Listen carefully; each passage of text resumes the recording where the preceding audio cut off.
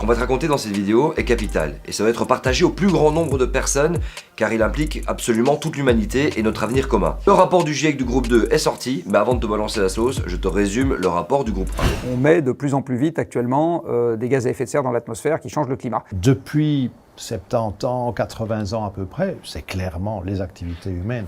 Point. Ce n'est plus un débat. Ces changements sont rapides et généralisés à toute la planète. Ces 10 dernières années ont été les plus chaudes depuis 1850. Le changement climatique nous affecte déjà en ce moment même en augmentant l'intensité des phénomènes météorologiques. On commence à avoir des ouragans d'une puissance qui n'existait pas avant. Ces phénomènes extrêmes ont commencé à dépasser les limites habituelles que l'on connaissait auparavant. On va avoir plus d'ennuis à gérer. Les glaciers des montagnes et des pôles vont continuer à fondre. Et à partir de maintenant, ça ne s'arrêtera plus. Pour limiter le réchauffement climatique, il faut des actions fortes, rapides et durables de réduction des émissions de gaz à effet de serre, à savoir CO2, méthane et autres gaz. C'est arrêter le plus vite possible de brûler les combustibles fossiles. Le mouvement général, il est toujours comme ça, alors qu'on sait que ce qu'on devrait faire, c'est pas ça, c'est ça. L'effet contraire. Et si on ne le fait pas, eh ben c'est la merde. C'est la merde, au sens où le monde va devenir plus compliqué. Malheureusement, c'est comme ça. Il faut donner des clés de lecture, il faut faire comprendre pourquoi c'est compliqué, il faut faire comprendre où sont les vrais problèmes. Maintenant, je pense qu'on peut aborder le rapport du groupe 2 du GIEC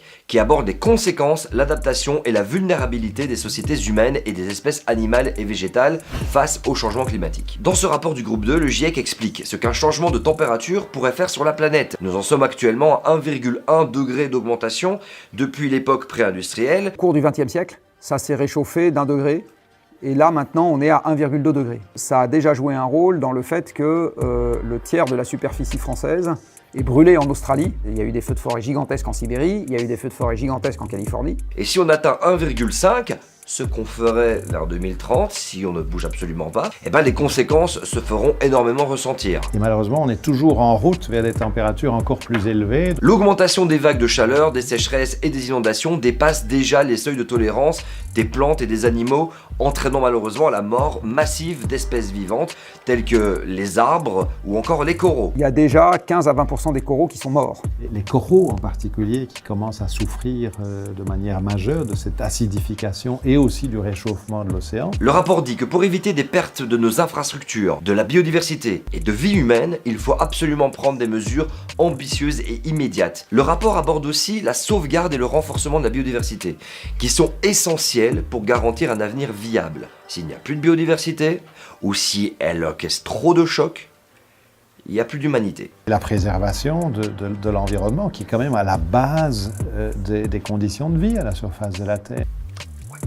Mais je suis convaincu qu'on a largement les cartes en main. Il existe des solutions pour s'adapter à tout ça. En restaurant par exemple les écosystèmes dégradés et en conservant de manière efficace et équitable 30 à 50% des habitats terrestres, de l'eau douce et également au niveau des océans de la planète. Si nous y travaillons, les sociétés humaines peuvent bénéficier de la capacité de la nature à absorber et à stocker le carbone. Ainsi, nous pouvons accélérer les progrès vers le développement durable, mais pour cela, il faut absolument, de 1, des finances à la hauteur de l'enjeu, et de 2, un soutien politique. Quiconque essaiera d'interférer contre nous doit savoir que la réponse de la Russie sera immédiate et mènera à des conséquences auxquelles vous n'avez jamais fait face dans votre histoire. Soutien politique, je crois qu'il est complètement occupé ailleurs. Le rapport du GIEC du groupe 3 sortira dans le courant 2022 et il se concentrera sur l'atténuation du changement climatique. Je vous remercie à toutes et tous d'avoir pris le temps de regarder cette vidéo. N'hésitez pas à la liker, la partager, la commenter, c'est essentiel pour qu'on puisse bien sûr être un maximum valorisé par les algorithmes